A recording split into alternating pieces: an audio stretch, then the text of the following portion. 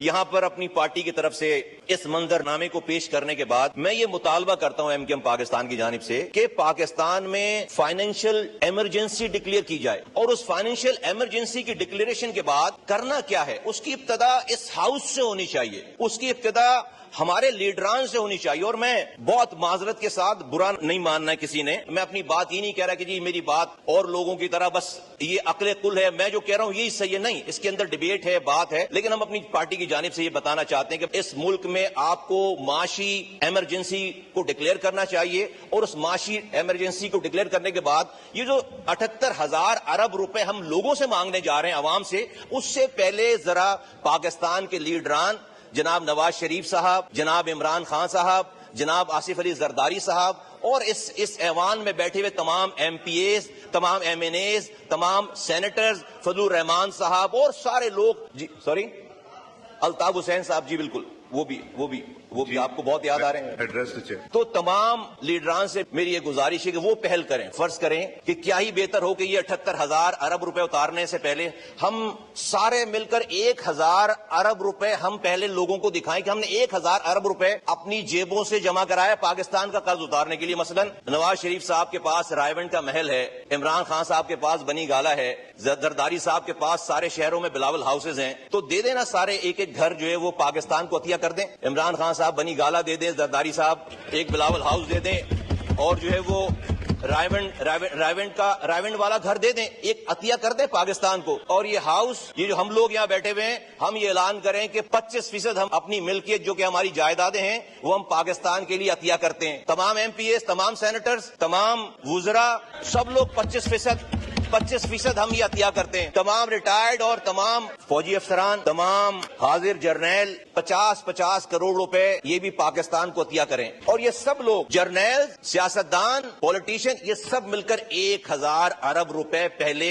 اس 78,000 ارب کے قرض کو ادا کرنے کے لیے جمع کر کے دکھائیں۔ اس کے بعد اس عوام سے باہر جا کر لوگوں سے بات کریں۔ سر، اگر ہم نے یہ کر کے دکھا دیا، خدا کی قسم پاکستان کے لوگ اتنے غیور ہیں کہ وہ اپنے کپڑے بیچ کر بھی پاکستان کے 78,000 روپے پورے کر دیں گے۔ ہم 1,000 ارب روپے تو اپنے پاس سے نکالیں، 1,000 ارب روپے اپنے پاس سے جمع کریں۔ پاکستان کے لوگ یہ 78,000 ارب روپے اپنے پیٹ کو کاٹ کر، اپنی جائیدادوں کو بیچ کر آپ کے حوالے کریں گے۔ ان کو نظر آنا چاہیے کہ جو لوگ ہم سے ٹیکس مانگ رہے ہیں، جو لوگ ہم سے پیسے مانگ رہے ہیں، ان کے action must speak louder than word, وہ خود بھی کچھ قربان کر رہے ہیں۔ جب ان کو یہ نظر آ جائے گا، پاکستان کی قوم، پاکستان کے لوگ، ان کے پاس آج جو کچھ ہے، یہ پاکستان اس مدر آف آل ایول جو کہ ہمارے پاس 78,000 ارب روپے کا قرض ہے، جس سے ملک بالکل بحران کا شکار ہو گیا ہے، اس کو وہ نکال سکتے ہیں بہت آسانی سے۔ یہ بات کوئی نئی بات نہیں ہے۔ ذوالفقار علی بھٹو صاحب نیشنلائزیشن کی پالیسی لے کر آئے، لوگوں کی گاڑیاں، لوگوں کی فیکٹریاں، لوگوں کے گھر، اسکول، کالج ملک میں ایسے حالات ہوں گے، نیشنلائز کر دیا، لے لیا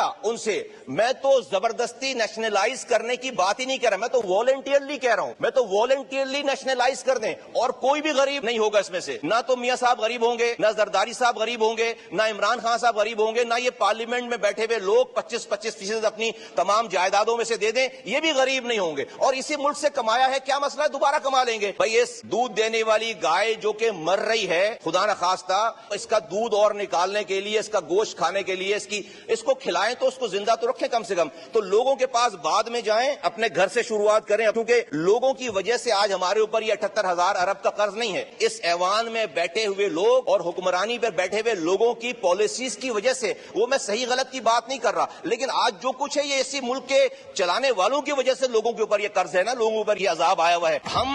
ہم اپنی تمام غلطیاں جو بھی ہوئی ہیں ماضی میں، جس سے بھی ہوئی ہیں، کوئی بھی بری الذمہ نہیں ہے یہاں پر۔ ہم اپنی تمام غلطیوں کا ازالہ جو ہے وہ لوگوں سے، غریب آدمی سے ہی کیوں مانگتے ہیں؟ آپ کتنا ہی اچھا بجٹ، اچھے نمبر دے دیں، آپ اگر اپنے عمل کو ایکسٹرا آرڈنری کوئی نئی چیز کر کے نہیں دکھائیں گے، لوگ آپ کو یہ ٹیکس دینے والے نہیں، لوگ ویسے ہی مر رہے ہیں، خودکشیاں کر رہے ہیں، ٹیکس نہیں دیں گے آپ کیا کریں گے؟ اچھا، پھر آپ دیتے کیا ان کو، جو لوگ جن سے آپ ٹیکس مانگ رہے ہیں؟ پینے کا پانی، جیسے جس شہر سے میرا تعلق ہے، پینے کا پانی ہم 99% خرید کر پیتے ہیں۔ ہم جو ہے وہ वो स्कूल जो है वो सरकारी स्कूलों में अपने बच्चे भेज नहीं सकते, हम जो है वो सरकारी अस्पताल में अपने बच्चों का इलाज कर नहीं सकते, सिक्योरिटी का इंतजाम हमने खुद करना होता है, हम लोगों को पानी दे नहीं रहे, लोगों का इलाज कर नहीं रहे, स्कूलिंग दे नहीं रहे, हम बिजली दे नहीं रहे, हम सिक्योरिटी दे नहीं रहे। तो भाई ये रियासत की जिम्मेदारी है, जो रियासतें ये देती हैं वो टैक्स मांगती हैं, जब हम ये उन्हें दे नहीं रहे तो हम उनसे लेने की बात क्या करें। हमें इस माशी इमरजेंसी को लागू करना चाहिए और यहां से शुरुआत करनी चाहिए। सर, मैंने वजीर खजाना साहब की तकरीर सुनी है, मैंने तकरीबन 2.25 घंटे की जो तकरीर जो है वो उमर अयूब साहब की सुनी है। इसमें कहीं से भी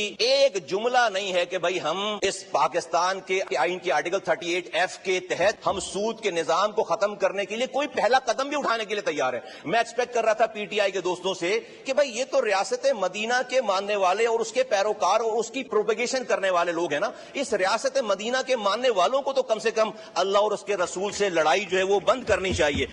मैंने पहले भी इस ऐवान में सूरह बकरा से कोट की और मफहूम था, अल्लाह कह रहा है कि वो सूद को मिटाएगा और सदकात को जारी करेगा। मेरी इकोनॉमी सूद के ऊपर है, अल्लाह कह रहा है मेरी इकोनॉमी को मिटाएगा। हम कितनी ही इकदाम कर लें, हम अल्लाह से नहीं जी सकते। फिर अल्लाह आगे कह रहे हैं कि अगर तुम नहीं मानोगे, मफहूम इसका अर्ज कर रहा हूं, तो अल्लाह और उसके रसूल से जंग है। नाउजुबिल्लाह, अल्लाह और उसका रसूल ये जंग हमसे पाकिस्तान में आकर हार जाएगा? वो नहीं हार सकता ये जंग इस पाकिस्तान में आके। कोई पहला कदम तो उठाते हम। अल्लाह कह रहा है कि वो हमसे जंग करेगा सूद के निजाम में, हम एक लफ्ज अदा नहीं करते। 2022 से शेद कोर्ट का फैसला आया हुआ है, आज उसके 5 सालों में ये खत्म होना था, एक लफ्ज उसके ऊपर कोई प्रोग्रेस नहीं हुई है। मैं ये रिक्वेस्ट करना चाहता हूं, मैं इसी हवाले से सूरह आल इमरान की आयत नंबर 130 में सूद की हुर्मत बयान करने के बाद अगली आयत में हुर्मत सूद का हुक्म ना मानने वालों को काफिर कहा गया है सर। और मैं आपके सामने ये कोट करता हूं कि उसका तर्जुमा पढ़ता हूं, ऐ ईमान वालों, कई गुना बढ़ा चढ़ाकर सूद मत खाओ और अल्लाह से डरो ताकि तुम्हें फलाह हासिल हो। अगली आयत है, और इस आग से डरो जो काफिरों के लिए तैयार की गई है। सर, मतलब एक जुमला नहीं है कि भाई हाँ हम कोशिश करेंगे। भाई आप IMF को चलो अभी आप मना नहीं कर सकते, ये जो लोकल बैंक्स को आप 7,000 अरब रुपए दे रहे हैं, इनको तो आप रोक सकते हैं, इनसे तो आप बात कर सकते हैं। ये सूद का निजाम हमारे यहाँ जब तक चलेगा,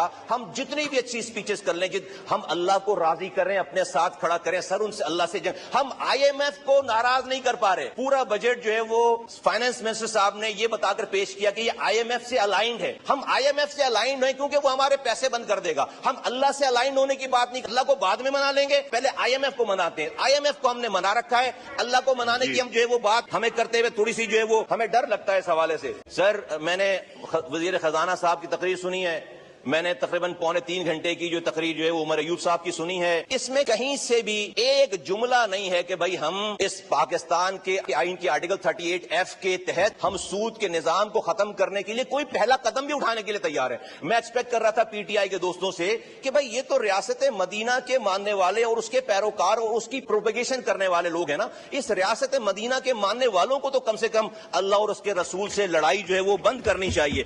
मैंने पहले भी इस ऐवान में सूरह बकरा से कोट की और मफहूम था, अल्लाह कह रहा है कि वो सूद को मिटाएगा और सदकात को जारी करेगा। मेरी इकोनॉमी सूद के ऊपर है, अल्लाह कह रहा है मेरी इकोनॉमी को मिटाएगा। हम कितनी ही इकदाम कर लें, हम अल्लाह से नहीं जी सकते। फिर अल्लाह आगे कह रहे हैं कि अगर तुम नहीं मानोगे, मफहूम इसका अर्ज कर रहा हूं, तो अल्लाह और उसके रसूल से जंग है। नाउजुबिल्लाह, अल्लाह और उसका रसूल ये जंग हमसे पाकिस्तान में आकर हार जाएगा? वो नहीं हार सकता ये जंग इस पाकिस्तान में आके। कोई पहला कदम तो उठाते हम। अल्लाह कह रहा है कि वो हमसे जंग करेगा सूद के निजाम में, हम एक लफ्ज अदा नहीं करते। 2022 से शेद कोर्ट का फैसला आया हुआ है, आज उसके 5 सालों में ये खत्म होना था, एक लफ्ज उसके ऊपर कोई प्रोग्रेस नहीं हुई है। मैं ये रिक्वेस्ट करना चाहता हूं, मैं इसी हवाले से सूरह आल इमरान की आयत नंबर 130 में सूद की हुर्मत बयान करने के बाद अगली आयत में हुर्मत सूद का हुक्म ना मानने वालों को काफिर कहा गया है सर। और मैं आपके सामने ये कोट करता हूं कि उसका तर्जुमा पढ़ता हूं, ऐ ईमान वालों, कई गुना बढ़ा चढ़ाकर सूद मत खाओ और अल्लाह से डरो ताकि तुम्हें फलाह हासिल हो। अगली आयत है, और इस आग से डरो जो काफिरों के लिए तैयार की गई है। सर,